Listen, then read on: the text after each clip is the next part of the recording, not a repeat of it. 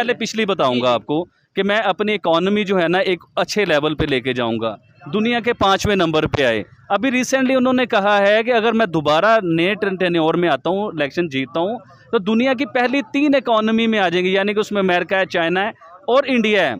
इसका मतलब जापान भी फारिग। और आप यकीन मानिए कि आप दुनिया की 3 कह रहे हैं ना, मेरे ख्याल से मुझे लगता है लोग हंस रहे थे मेरी बात पे जब मैंने कहा कि आने वाले चंद सालों में इंडिया जो है ना इकोनॉमी वाइज दूसरे नंबर तीसरे नंबर पे आएगा। लोगों ने मेरा मजाक बनाया था। आने वाले टाइमों में मैं लिख के दे रहा हूँ, दूसरे नंबर पे आएगा, तीसरे पे नहीं आएगा, और ये आपको नजर आएगा चाइना के बाद। और सर चाइना के ऊपर जाना है इसने। आप चाइना की इकोनॉमी देख रहे हैं, उसके बाद रिजर्व डॉलर देख रहे हैं, उसके बाद इंडस्ट्रीज देख रहे हैं, तो सर उसका मजाक बनाते हैं। तो मुझे ये बताइए कि उनसे चौधरी साहब से हम ये पूछते हैं, फवाद साहब से, कि फिर हमें ऐसे बता दीजिए क्योंकि आपको दूर से नजर आ जाता है ना। हाँ, स्टेटमेंट ये थी फवाद चौधरी साहब की, मैं क्लियर करता चलूं। उन्होंने ये बोला था कि भाई चांद पे जाने की क्या जरूरत है जब यहाँ जमीन पे बैठे ही हम चांद को देख सकते हैं या इस तरह। तो चौधरी साहब को चाहिए आप बता दें चंद्रयान कहाँ पे है, यहाँ से देख जी मैं भी यही कहना चाह रहा था कि हम क्यों पता करें, क्यों टीवी पे देखें, क्यों मीडिया पे देखें। आपको तो नजर आ जाता है चौधरी साहब, आप तो दूर की देख लेते हो, तो आप चंद्रयान भी बता दें। पूरी दुनिया इंडिया में इंडस्ट्री लगाएगी। अब देखिए ना, टेस्ला उधर आ गया, मोबाइल उधर बन रहा है, गाड़ी उधर बन रही है, दुनिया की बड़ी बड़ी चीजें उधर बननी शुरू हो गई हैं। लिथियम इंडिया से निकलने लग गया हुआ है। अब आप समझिए ना बात को। अब एक और चीज बताना चलूंगा, एक चीज तो हम भूल ही गए हैं, एक है चंद्रयान 3 बिल्कुल, और एक है समुद्रयान। अच्छा, समुद्रयान जो है ना वो अनाउंस कर रहे हैं। इसके बारे में मैंने खबर एक पढ़ी थी, प्रॉपर सुनी भी थी, लेकिन इसके लिए मैं आपसे डिटेल में बात करूंगा, प्रॉपर उस पर स्टडी करके, हवाओं में नहीं छोड़ूंगा। लेकिन जिन भाइयों को इसके बारे में पता है तो प्लीज कमेंट में मुझे लाजमी बताइएगा। समुद्रयान जो आबदोज है या जो भी चीज है, जो मिशन है उनका, वो उसके बारे में आप लाजमी मुझे बताइएगा। जी तो दोस्तों, मैं हूं सुहेब चौधरी और आप देख रहे हैं मेरा और आपका YouTube channel real entertainment TV. आज हमारे साथ फिर से मौजूद हैं आबिद अली भाई। आप लोग बहुत रिक्वेस्ट करते हैं, मेल्स करते हैं, मैसेजेस करते हैं कि आबिद भाई को हर दूसरे तीसरे दिन अपने शो में बुलाया जाए, लेकिन उनकी मसरूफियत होती है, नहीं आ पाते। नहीं तो मेरी तरफ से तो वो दिल्ली भी आ सकते हैं। आज हम बात करने वाले हैं चंद्रयान 3 जो कि मून के ऑर्बिट में एंटर हो चुका है। इसी हवाले से बात करेंगे कि हमारे यहाँ पे काफ़ी क्रिटिसाइज किया गया और काफ़ी लोगों की नजरें थी कि शायद ये फिर से इनका मिशन उस तरीके से कामयाब नहीं हो पाएगा। अस्सलाम वालेकुम आबिद भाई। जी वालेकुम सलाम शुएब भाई। चंद्रयान की तो बात करेंगे, एक आपको नई चीज़ बताते हैं जिसके बारे में शायद आपने नहीं सुना होगा। हम समुद्रयान के बारे में भी बात करें, जैसे चंद्रयान है ऐसे समुद्रयान भी है। समुद्रयान मतलब वो उसके बारे में मैं डिटेल से बताऊंगा, लेकिन उससे पहले हाँ, वो समुद्रयान जो समंदर में उनकी तरफ से मेरी बात दोस्त वगैरह जो, वो डिटेल से आपको बताऊंगा। लेकिन उससे पहले मैं एक और बात करना चाहता हूँ चौधरी फवाद साहब की। उसके अलावा भी बहुत सी बातें हैं, लेकिन चौधरी साहब की मैं बात ये बताना चाहूँगा कि चौधरी साहब जो है वो बैठे बिठाई चांद को देख लेते हैं और चांद के बारे में और इंडिया के लिए मजाक भी बनाते हैं। जब वो पिछली बार उनका वो चांद पे जब नहीं जा सका था, क्योंकि ये साइंस एंड टेक्नोलॉजी के मिनिस्टर थे, वजीर थे उस टाइम ना ये, तो उस टाइम इन्होंने मजाक बनाया था। अब देखिए इंडिया चांद के उस जगह पे जा रहा है कि दुनिया में कोई नहीं जा सका चांद की उस पोजीशन पे, जो है, लेकिन इंडिया उस जगह पे जा रहा है। तो उसके लिए उन्हें एक अच्छा अप्रिशिएट भी करना चाहिए, उनकी तारीफ भी करनी चाहिए। अब आप उसका मजाक बनाते हैं। तो मुझे ये बताइए कि उनसे चौधरी साहब से हम ये पूछते हैं, फवाद साहब से, कि फिर हमें ऐसे बता दीजिए क्योंकि आपको दूर से नजर आ जाता है ना। हाँ, स्टेटमेंट ये थी फवाद चौधरी साहब की, मैं क्लियर करता चलूं। उन्होंने ये बोला था कि भाई चांद पे जाने की क्या जरूरत है जब यहाँ जमीन पे बैठे ही हम चांद को देख सकते हैं या इस तरह। तो चौधरी साहब को चाहिए आप बता दें चंद्रयान कहाँ पे है, यहाँ से देख। जी मैं भी यही कहना चाह रहा था कि हम क्यों पता करें, क्यों टीवी पे देखें, क्यों मीडिया पे देखें। आपको तो नजर आ जाता है चौधरी साहब, आप तो दूर की देख लेते हो, तो आप चंद्रयान भी बता दें इस टाइम कहाँ पे पहुंच गया हुआ है। लेकिन बात ये है शुएब भाई, अगर इंडिया ने चंद्रयान बनाया है तो हम लोगों को भी चाहिए था स्ट्रगल करने के लिए, पाकिस्तान को भी चाहिए था कि हम भी कुछ करते। लेकिन हम अपनी भूखमरी में गुर्बत से बाहर निकलें तो हम लोग कुछ कर सके ना, क्योंकि हम लोगों को लगा इस तरफ दिया गया हुआ है कि सिर्फ रोटी पूरी करो, अपनी रोटी के अलावा कुछ नहीं कर सकते। तो चंद्रयान के लिए हम इंडिया को अप्रिशिएट करेंगे, हमारा हमसाया है। दुनिया में पाकिस्तान का भी नाम आएगा कि इंडिया का हमसाया जो है, सॉरी पाकिस्तान का हमसाया इंडिया चांद तक पहुंच चुका है और चांद की ऐसी जगह पे पहुंच चुका हुआ है कि जहां पे पहले कोई नहीं गया। एक और चीज बताता हूं, पहुंचने वाला है, अभी पहुंचा नहीं है। अभी इंडिया के साइंसदान, इंडिया की टेक्नोलॉजी इतनी आगे जा चुकी है, वो चांद के ऊपर पानी ढूंढेंगे भाईजान, उस पानी से ऑक्सीजन बनाएंगे जिससे वो सांस ले सकेंगे, जिससे वो चांद की और दूर तक जाएंगे, उसमें खजाने भी ढूंढ सकते हैं, बड़ा कुछ मिल सकता है। मुझे ऐसा लगता है, जो फील होता है कि आप यहाँ शॉप पे बैठते हैं और पाकिस्तान की खबरों से ज्यादा इंडिया की खबरों को सुनते हैं। मतलब नहीं, कोई मैं अक्सर आपको बताता हूँ शुएब भाई, ऐसी बात नहीं है, मैं पाकिस्तानी हूँ। हमारा मैंने आप देखे, मैंने आपको इल्जाम नहीं लगाया, मुझे फील होता है कि आपको हर अच्छा, चीज... मैं इस चीज़ को भी इल्ज़ाम से लेके चलता हूँ। देखिए, जब हम पाकिस्तानी ना इतने बदनसीब हैं, इतने बदनसीब हैं कि हम लोगों को बात बड़ी देर से समझ आती है, इतनी देर से समझ आती है कि जब तक आपकी गाड़ी निकल गई होती है। अब आप देखिए, रिसेंटली जब मैंने मोदी साहब की बात शुरू की या इंडिया की बात शुरू की, पाकिस्तान में कोई ऐसे खुल के बात नहीं करता था, तो मैंने आपको गद्दार, मुझे गद्दार कहा गया, बुरा भला कहा गया, मुझे पता नहीं क्या क्या, कुछ नहीं, एजेंट तक मुझे कहा गया। अब पाकिस्तान के मेन स्ट्रीम मीडिया के लोग मेरे पास आते हैं इंटरव्यू करने के लिए।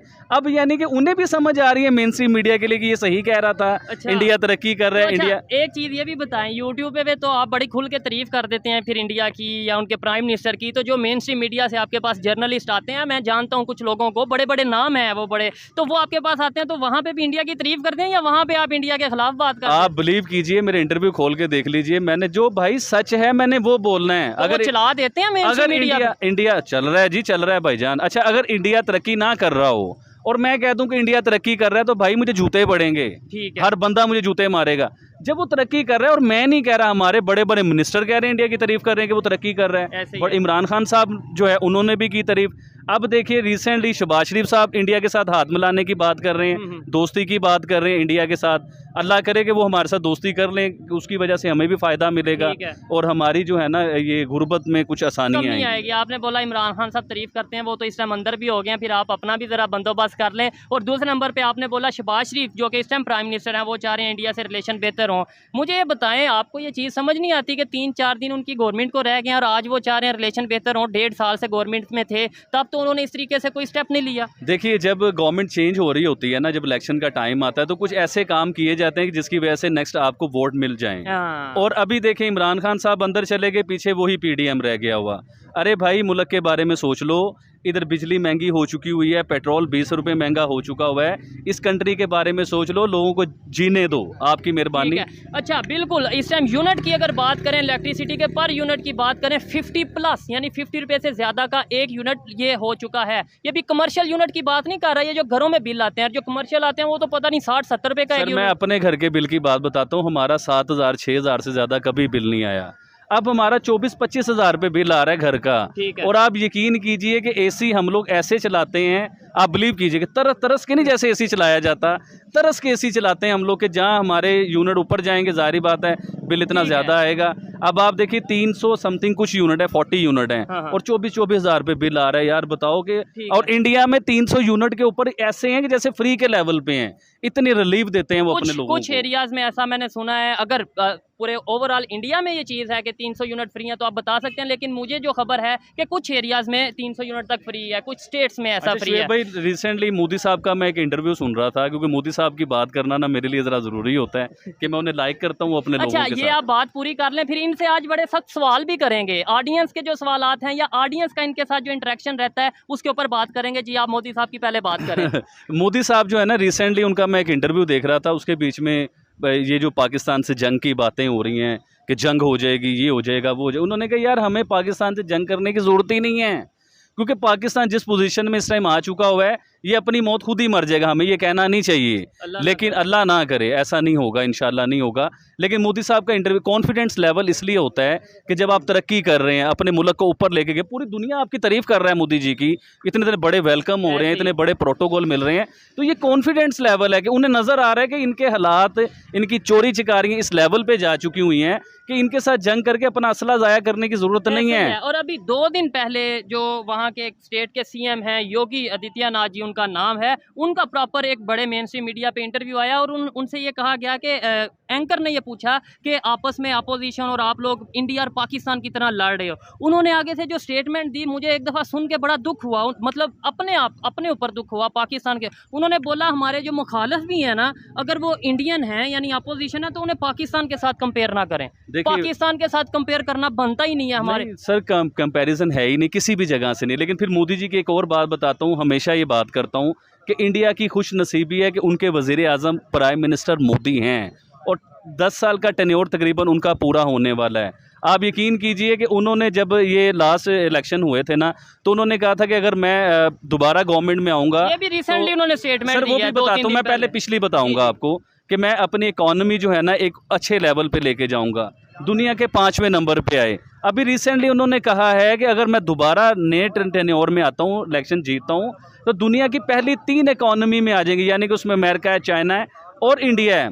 इसका मतलब जापान भी फारिग। और आप यकीन मानिए कि आप दुनिया की 3 कह रहे हैं ना, मेरे ख्याल से मुझे लगता है लोग हंस रहे थे मेरी बात पे जब मैंने कहा कि आने वाले चंद सालों में इंडिया जो है ना इकॉनमी वाइज दूसरे नंबर तीसरे नंबर पे आएगा। लोगों ने मेरा मजाक बनाया था।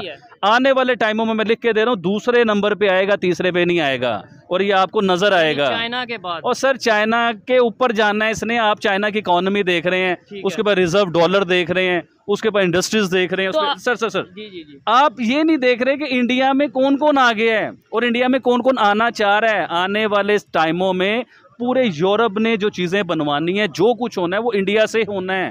पूरी दुनिया इंडिया में इंडस्ट्री लगाएगी। अब देखिए ना, टेस्ला उधर आ गया, मोबाइल उधर बन रहा है, गाड़ी उधर बन रही है, दुनिया की बड़ी बड़ी चीज़ें उधर बननी शुरू हो गई हैं। लिथियम इंडिया से निकलने लग गया हुआ है। अब आप समझिए ना बात को। अब अफगानिस्तान देखिए कि जिस अफगानिस्तान को हम लोगों ने, लोग कहते हैं या अफगानिस्तान कहता है कि हमने उसे धोखा दिया, कि हमने अपने अड्डे दिए अमेरिका को। आप ये देखें कि सही मुसलमान थे तो अल्लाह ने उनकी मदद की। आप कहते हैं ना पाकिस्तान ला इलाहा पे बना, अल्लाह मदद करेगा। अल्लाह मदद जब करेगा जब आप सही इंसान बनोगे। नीयत तो अच्छी हो। सर अफगानिस्तान सही लोग थे, वो सही मुसलमान थे, वो 1 नंबर लोग थे। आज अल्लाह पाक ने उनकी ज़मीन को सोना बना दिया, उनके पहाड़ों को सोना बना दिया। उनके रिलेशन इंडिया के साथ बेहतर सर वही बताऊंगा। अब देखिए अफगानिस्तान के पहाड़ों से सर पेट्रोल शुरू हो गया है, गैस शुरू हो गई है, लिथियम शुरू हो गया, जिससे टेक्नोलॉजी बनेगी, गाड़ियाँ बनेंगी जो पेट्रोल के बगैर चलेंगी। अब इंडिया ने क्या किया, देखें मास्टरमाइंड मोदी को मैं क्यों कहता हूँ, मोदी जी क्लास हैं। उन्होंने अफगानिस्तान के साथ एक अच्छा रिलेशन बनाया। अफगानी उन्हें लाइक करते हैं, हमें नहीं लाइक करते अफगानी, आप याद रखिएगा। पाकिस्तानियों को अफगानी बिल्कुल लाइक नहीं करते, इंडियंस को लाइक करते हैं। वो तो अंदाजा, आप जो लोग इस बात से भी डिसएग्री करेंगे नहीं जी अफगानी तो हमें लाइक करते हैं, तो वो क्रिकेट मैच जो हो चुके हैं स्टेडियम में, जिस तरीके से पाकिस्तानियों की और अफगानियों की लड़ाई होती है, वो देख के हम अंदाजा लगा सकते हैं। शुएब भाई, अब इंडिया इस टाइम पेट्रोल का आपको पता होगा दुनिया का सबसे बड़ा एक्सपोर्टर है। रशिया से पेट्रोल लेता है, अपना पेट्रोल है उनका, उसे फिर रिफाइन करते हैं, फिर आगे पूरी दुनिया। अब पेट्रोल वो लेगा इससे अफगानिस्तान से। अभी चाइना घुसा हुआ है, इंडिया घुसा हुआ है उधर से ये चीज़ें लेने के लिए, लेकिन इंडिया को वो लाइक ज़्यादा करते हैं। इंडिया उधर से लिथियम भी लेगा, इंडिया उधर से पेट्रोल भी लेगा, इंडिया उधर से गैस भी लेगा। वजह क्यों वो लाइक करते हैं? क्योंकि इंडिया ने उनकी मुश्किल वक्त में हेल्प किया, उन्हें मेडिसिन भेजी है, उन्हें व्हीट गंदम भेजी है, इसके अलावा उनकी पार्लियामेंट बनाई है, उनके कैडेट जो उनसे हैं वो इंडिया से ट्रेंड होकर जाते हैं। तो फिर जाहिर बात है, मैंने हमेशा इंडिया को ना क्रेडिट इस चीज़ से दिया कि मुझे पसंद क्यों है कि ये लोग जो है ना, ये गैरतमंद लोग हैं, ये अपने मेड इन इंडिया पे काम करते हैं। और मैं अगर बात करूं, शुएब भाई सुनिए, अभी देखिए इंडिया की मेडिसिन, हम जो मेडिसिन लेते हैं ना, फॉर एग्जांपल 100 रुपीज़ की, अगर वही उसी फार्मूले में इंडियन मेडिसिन बनाओ तो वो 5 रुपये का मेडिसिन है। तो फ़ायदा कहाँ है? मुझे ये देखिए ना कि फ़ायदा उस जगह पे है कि आप अपनी प्रोडक्ट बनाएं। अब हम लोग वैसे कोशिश कर रहे हैं। अभी ये देखिए, इधर दिखाइए, ये हम पाकिस्तानी प्रोडक्ट बना रहे हैं। आबिद अली ने कोशिश कर दी है, जबरदस्त। आबिद अली, ये आपने खुद बनवाई? टोटल पाकिस्तानी प्रोडक्ट बेच रहा हूँ, ये मेरी अपनी प्रोडक्ट है, मैं खुद बनवा रहा हूँ ये प्रोडक्ट। ये हुई पाकिस्तान से मोहब्बत। पाकिस्तान को ऊपर लेके जाना है ना हम लोगों ने। इधर एक भी प्रोडक्ट अब आपको चाइना की नजर नहीं आएगी, गारंटी लिख के दूंगा। 1 लाख रुपए इनाम है जो शख्स आगे इधर से चाइना की कोई प्रोडक्ट निकाल के दिखा दे। तो हम सर पाकिस्तानी हैं। आने वाले टाइम में इंडिया की प्रोडक्ट्स इधर लगी हो, बड़ी ख्वाहिश है, क्योंकि इंडिया प्रोडक्ट लग गई तो हमें मुनाफा बहुत ज्यादा होगा। उसमें फायदा बहुत होगा। एक तो क्वालिटी बहुत अच्छी है, उनकी आइटम खराब नहीं होती, उनकी क्वालिटी है, मैंने यूज की हुई है, देखी हुई है। तो ये अगर बात करें, छोटी सी एक एग्जांपल लेते हैं फिर आगे चलते हैं। ये एक छोटी एक शर्ट है बच्चे की, 2-3 साल बच्चे की, ये वहाँ पे क्या रेट होगा इसका? आप अगर देखने वाले अगर कोई काम करते हैं गारमेंट का या कोई इस तरीके से, वो बता सकते हैं। और आप भी बताएं। मैं इसके बारे में डिटेल से बताऊंगा। हमारे पाकिस्तान में बिजली बहुत कॉस्टली है, फैब्रिक कॉस्टली है, लेबर कॉस्टली है। तो इसका हमें होलसेल 800 रुपये इस पूरे सूट के, इसके साथ एक ये पजामा है। और मेरे ख्याल से इंडिया में 150 या 200 से महंगा नहीं होगा ये। रिटेल में, होलसेल में, क्वालिटी फैब्रिक इससे अच्छा होगा इंडिया का। तो अब मजबूरी है सर, कॉस्टली इतना पड़ता है, पेट्रोल बिजली हर चीज़ तो कॉस्टली है, तो उसकी वजह से ये हमें महंगा पड़ जाता है। और इसके अलावा बहुत बड़ी तादाद में जो डिमांड है इंडियन प्रोडक्ट्स की, उनमें से एक चीज़ है साड़ी, इंडियन साड़ी, जो यहाँ पे ऐसे हाथों हाथ बिकती है। साड़ी से मैं आपको एक बात बताना चाहूँगा, मेरी मिसेज जो है ना, उन्होंने कभी साड़ी यूज़ नहीं की थी, क्योंकि हमारा कल्चर जो है वो शलवार कमीज़ आपको पता है ज़्यादा चलते है। हालांकि साड़ी एक बड़ा खूबसूरत ड्रेस है और बहुत ही प्यारा ड्रेस लगता है। साड़ी वाली साइड पे ज़्यादा यूज़ की उधर हम लोग इधर की बात कर रहे हैं। अच्छा, मेरी मिसेज ने मुझे स्पेशल कहा कि आप इंडिया के साथ इतने दोस्त हैं, आपके इतने मामलात हैं इंडिया के साथ, तो मुझे जो है ना एक साड़ी इंडिया से मंगवा के दें। मैंने अपनी मिसेज को कहा कि आप मेरे साथ चलो लिबर्टी से या कहीं से साड़ी मैं ले देता हूँ आपको। उसने कहा नहीं, मैंने मेड इन इंडिया ही पहनना है, मैंने इंडिया की ही साड़ी पहननी है। एक बात मैं भी करना चाहता हूँ, आपके लिए भी मशवरा है, देखने वालों के लिए भी बात कर रहा हूँ कि अगर ट्रेड ओपन होती है तो आप, जैसे आपका बिजनेस है ये, आपको चाहिए कि आप वहाँ से ये साड़ियाँ वगैरह लें, वहाँ से खरीदें और यहाँ पे सेल करें, बहुत ज़्यादा मुनाफा भी होगा और जो सा बिजनेस भी अच्छा। सर आज से 15-20 साल पहले मैं इंडिया के गारमेंट्स बेचता था, घाघरा चोली, इंडियन लहंगे, नम्रता आर्ट की हम बड़ा काम करते थे इंडिया के साथ। जिस कंपनी में मैं जॉब करता था वो कंपनी का डायरेक्ट इंडिया के साथ कारोबार था, उस टाइम कारोबार था इंडिया के साथ चलता था। आप यकीन मानिए मैं आज भी वो बात करूंगा, ऐसी प्रोडक्ट मैंने आज तक पाकिस्तान में नहीं देखी। और जो बच्चा एक बार वो पहन लेता था ना लहंगा या वो, तो हज़ारों में नज़र आता था कि उसने कुछ चीज़ डिफरेंट पहनी हुई है। क्लास बनाता है यार, दिमाग है उनके, इंजीनियर उनके दिमाग हैं। अभी साड़ी की बात कर रहा था, फिर मैंने एक दोस्त को फ़ोन किया, इंडिया में सिख हैं वो, तो उन्हें मैंने फ़ोन किया, मैं कि यार इस तरह साड़ी। अब इंडियंस की बात बता रहा हूँ, आप यकीन कीजिए अभी मेरे मुंह से वर्ड पूरे नहीं निकले। उन्होंने कहा आबिद भाई अब आपने साड़ी के बारे में बात नहीं करनी। चंद दिन बाद पता चला जी मेरे एड्रेस पे साड़ी पहुंच चुकी हुई है। क्या बात है, आपको गिफ्ट भी आ रहे हैं, हमें तो आज तक नहीं आया। चलें खैर, ये एक वो दूसरी साइड पे बात जाएगी, इससे भी बड़े इशू बन जाएंगे, इसलिए इस चीज़ को छोड़ते हैं। मुझे ये बताएं, एक साइड पे चाइना दुनिया की पहली इकानमी बनने, मतलब जो आने वाले टाइम में नज़र आ रहा है जिस तरीके से जो रिपोर्ट्स आ रही हैं, दूसरे साइड पर इंडिया दुनिया की दूसरी तीसरी बड़ी इकानमी, और हम यहाँ पर बैठे होंगे, कभी किसी से हम पैसे मांग रहे हैं, कभी किसी से। कैसा फील होगा? हम तो मेंटली तौर पर वैसे ही नहीं, बिल्कुल डिप्रेस हो जाएंगे, बिल्कुल कन्फ्यूज़ हो जाएंगे। सर मेरी तो दिल की बड़ी ख्वाहिश है कि इंडिया दुनिया के नंबर 1 इकॉनमी हो और नंबर 2 पाकिस्तान इकॉनमी हो। ये दिल की ख्वाहिश है, नज़र आता है कि ऐसा नहीं हो सकेगा, लेकिन दिल की ख्वाहिश है कि ऐसा हो और हमारा पाकिस्तान तरक्की करे। देखिए सर, आपका दिल नहीं करता कि आप पाकिस्तान में गाड़ी लें 3 लाख रुपए की गाड़ी, बाइक लें, अच्छी बाइक जिसे जो हमें 10 लाख की भी नहीं इधर मिलती, वो आपको 1 लाख रुपए में बाइक मिल जाती है और क्वालिटी पता चलता है क्वालिटी है।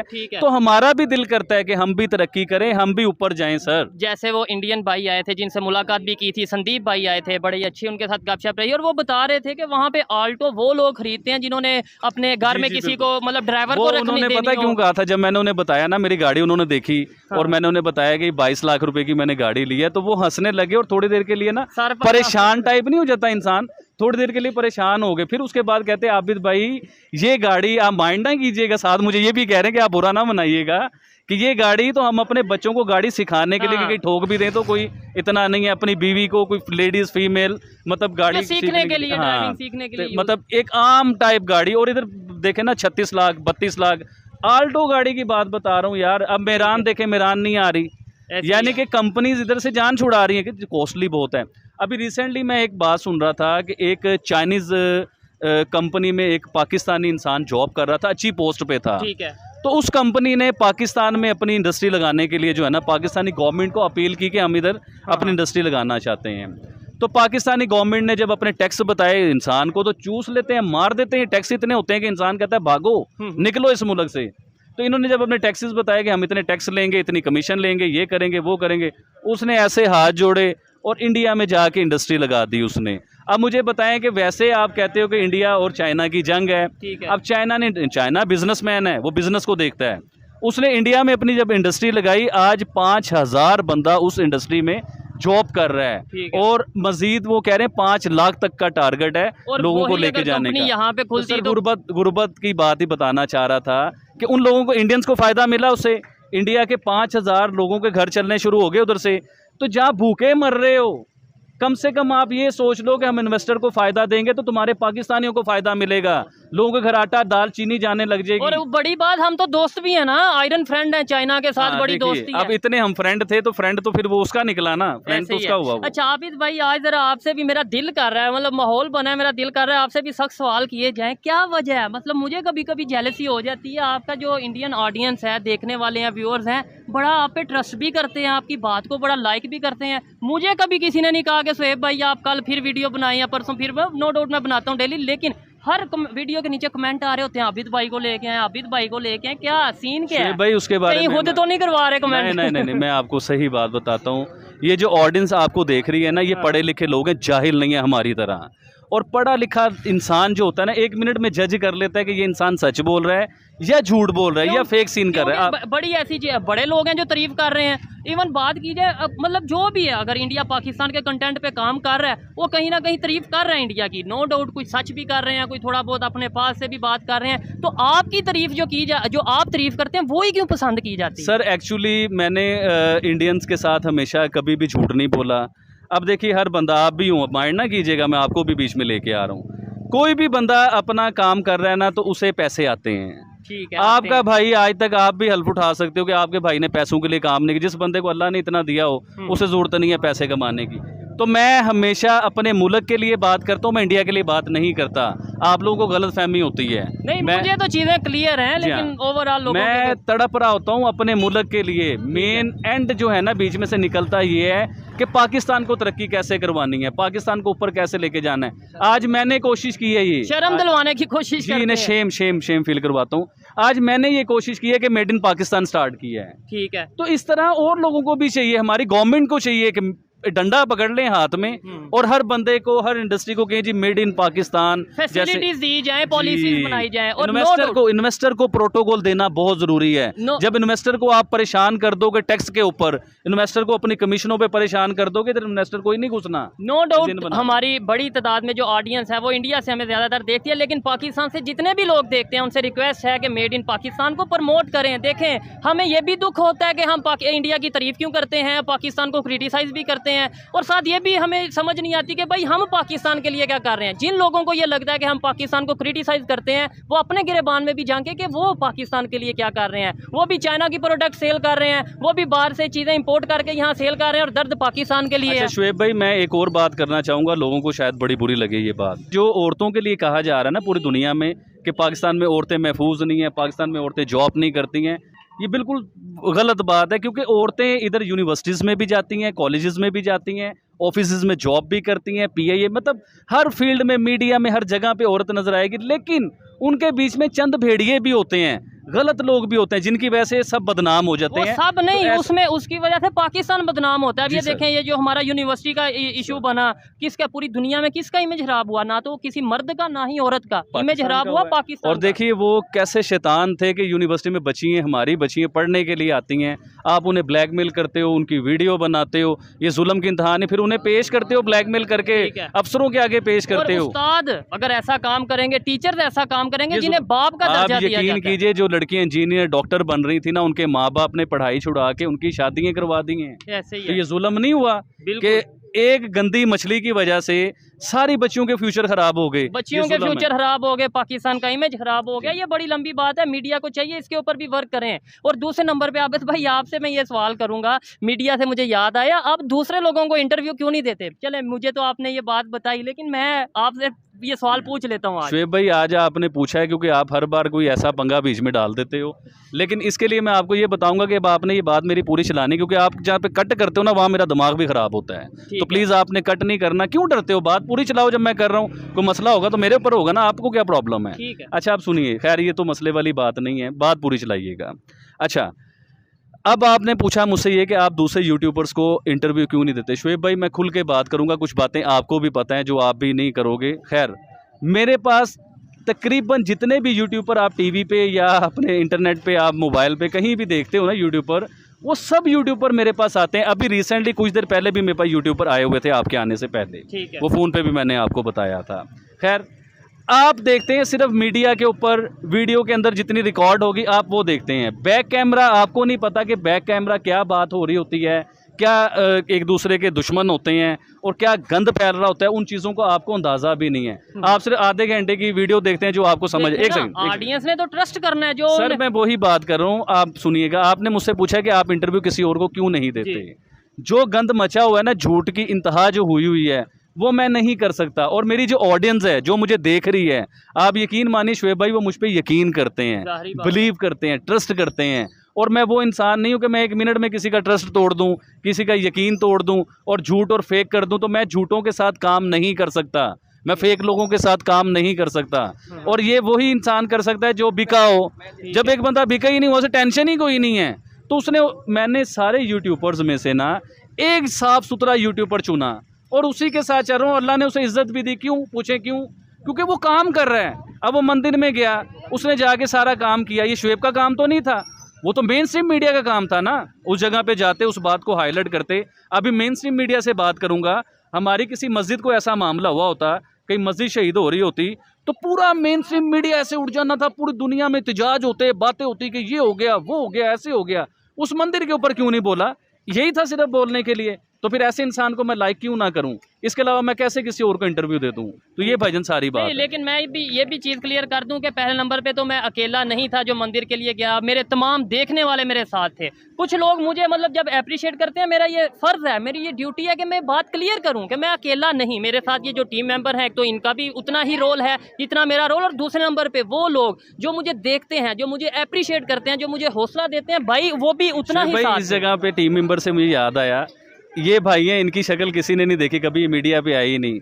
तो मैं सबको बताना चाहूँगा ऑडियंस को कि खाली शुएब नहीं है, इसके पीछे एक टीम है और बहुत मेहनती टीम है। शुएब कुछ भी नहीं है उनके आगे, माइंड ना कीजिएगा। जीनियस माइंड, पढ़े लिखे लोग हैं इसके साथ, और वो बड़ी स्टडी करते हैं, बड़ी मेहनत करते हैं आप तक वीडियो पहुंचाने के लिए। क्योंकि ये चीज़ें मैंने देखी हुई हैं, आप लोगों ने नहीं देखी। उसमें देखें हमारी जिम्मेदारी है कि हमें तो 2-3 चीज़ें देखनी पड़ती हैं कि एक तो ये कि हम हमारे थ्रू कोई झूठी बात ना आगे चली जाए, जिससे लोग देखें। हमारे पे लोग देखते हैं 6-7 लाख लोग, 2-3-4 लाख लोग देखते हैं। एक भी छोटा सा झूठ जानने में या अनजाने में बोल दूं तो क्या आपको नहीं लगता कि उससे वो बात वही आ गई ना कि लोग आप पे ट्रस्ट करते हैं, लोग आप पे यकीन करते हैं।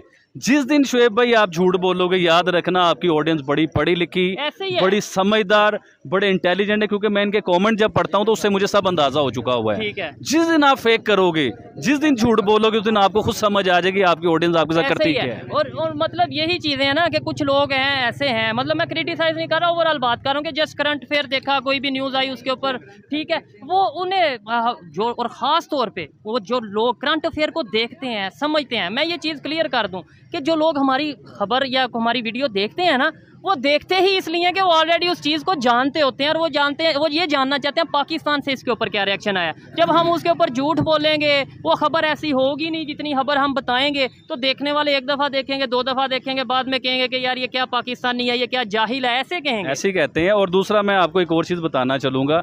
एक चीज़ तो हम भूल ही गए हैं, एक है चंद्रयान 3 बिल्कुल, और एक है समुद्रयान। अच्छा, समुद्रयान जो है ना वो अनाउंस कर रहे हैं। इसके बारे में मैंने खबर एक पढ़ी थी, प्रॉपर सुनी भी थी, लेकिन इसके लिए मैं आपसे डिटेल में बात करूंगा, प्रॉपर उस पर स्टडी करके, हवाओं में नहीं छोड़ूंगा। लेकिन जिन भाइयों को इसके बारे में पता है तो प्लीज़ कमेंट में मुझे लाजमी बताइएगा। समुद्रयान जो आबदोज है या जो भी चीज़ है, जो मिशन है उनका, वो उसके बारे में आप लाजमी मुझे बताइएगा, क्योंकि मैंने उस पर स्टडी करनी है प्रॉपर। ठीक हो गया जी, बिल्कुल। यहाँ पे भी आई थिंक वीडियो को वाइंड अप करते हैं। और आज की वीडियो मुझे पर्सनली बहुत मज़ा आया आबिद भाई से बात करके। मुझे आइडिया नहीं था कि इस तरीके से हम गपशप को इस तरफ ले जाएंगे। कुछ पर्सनल सवालात भी इनसे किए और इन्होंने भी कुछ मेरे ऊपर तीर बरसाए हैं सख्त जवाबात के। आपको आबिद भाई की बातें कैसी लगी, मेरे सवालात कैसे लगे, कमेंट में ज़रूर बताइएगा। मिलते हैं नेक्स्ट वीडियो में, तब तक के लिए पीस आउट, अल्लाह हाफिज़।